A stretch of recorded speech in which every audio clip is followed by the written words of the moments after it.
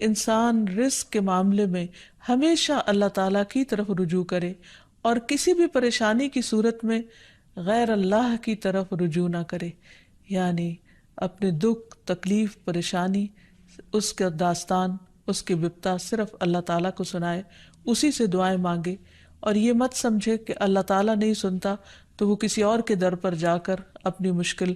بیان کر کے اسے مشکل کشا سمجھتے ہوئے اس سے اپنی حاجات پوری کروا سکتا ہے۔ قرآن مجید میں اللہ تعالیٰ فرماتے ہیں وَاللَّهُ جَعَلَ لَكُم مِّنْ أَنفُسِكُمْ أَزْوَاجًا وَجَعَلَ لَكُم مِّنْ أَزْوَاجِكُمْ بَنِينَ وَحَفَدًا وَرَزَقَكُم مِّنَ الطَّيِّبَاتِ أَفَبِالْبَاطِلِ يُؤْمِنُونَ وَبِنِعْمَةِ اللَّهِ هُمْ يَكْفُرُونَ وَيَعْبُدُونَ مِن دُونِ اللَّهِ مَا لَا يَمْلِكُ لَهُمْ رِزْقًا مِّنَ السَّمَاوَاتِ وَالْأَرْضِ شَيْئًا وَلَا يَسْتَطِيعُونَ۔ اور اللہ نے تمہارے لیے خود تم ہی سے بیویاں بنائیں اور تمہارے لیے تمہاری بیویوں سے بیٹے اور پوتے بنائے اور تمہیں پاکیزہ چیزوں سے رزق دیا، تو کیا وہ باطل کو مانتے ہیں اور اللہ کی نعمت کا انکار کرتے ہیں؟ اور وہ اللہ کے سوا ان کی عبادت کرتے ہیں جو نہ انہیں آسمانوں اور زمین سے کچھ بھی رزق دینے کے مالک ہیں اور نہ وہ طاقت رکھتے ہیں۔ تو اس آیت سے واضح طور پر پتہ چلتا ہے کہ اللہ کے رزق کے خزانے صرف ان کا مالک اللہ ہی ہے، اس کے علاوہ کوئی نہیں۔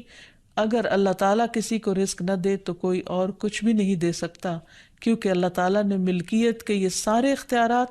اپنے پاس رکھے ہوئے ہیں، کسی اور کو نہیں دیے۔ جیسا کہ ایک اور آیت میں آتا ہے کہ انسان کو اللہ ہی کے ہاں رزق تلاش کرنا چاہیے۔ فرمایا انما تعبدون من دون اللہ اوثانا وتخلقون افکا ان الذین تعبدون من دون اللہ لا یملکون لکم رزقا فابتغوا عند اللہ الرزق واعبدوہ واشکروا لہ الیہ ترجعون۔ تم اللہ کے سوا چند بتوں ہی کی تو عبادت کرتے ہو اور تم سراسر جھوٹ گھڑتے ہو۔ بلا شبہ اللہ کے سوا جن کی تم عبادت کرتے ہو تمہارے لیے کسی رزق کے مالک نہیں، سو تم اللہ کے ہاں ہی رزق تلاش کرو اور اسی کی عبادت کرو اور اس کا شکر کرو، اسی کی طرف تم لوٹائے جاؤ گے، یعنی اسی نے تمہیں پیدا کیا، وہی تمہیں رزق دیتا ہے، اسی کی طرف تمہاری واپسی ہے۔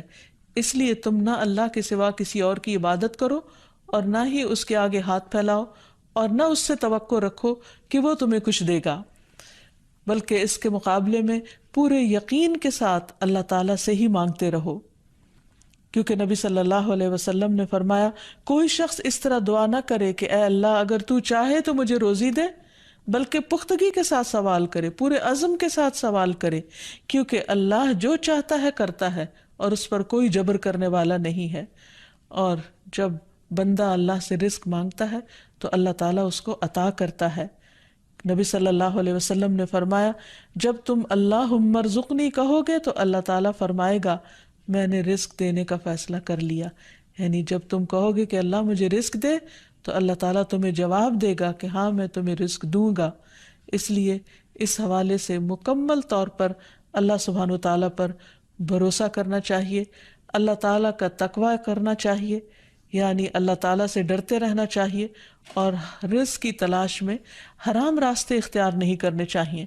کیونکہ اللہ سبحانہ وتعالیٰ کا وعدہ ہے وَمَن يَتَّقِ اللَّهَ يَجْعَل لَّهُ مَخْرَجًا وَيَرْزُقْهُ مِنْ حَيْثُ لَا يَحْتَسِبُ۔ جو اللہ کا تقوی اختیار کرے گا اللہ تعالیٰ اس کے لیے مشکل سے نکلنے کی کوئی راہ ضرور بنا دے گا اور اس کو وہاں سے رزق عطا کرے گا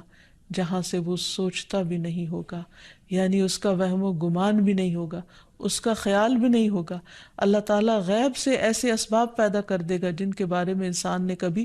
سوچا نہ ہوگا، لیکن شرط یہ ہے کہ جب انسان کے اوپر آزمائش کا وقت ہو تو اس وقت وہ اللہ تعالیٰ سے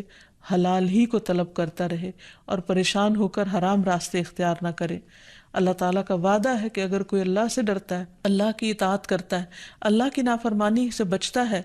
تو پھر ایسی صورت میں اللہ تعالیٰ اس پر آزمائش کے ختم ہونے کے بعد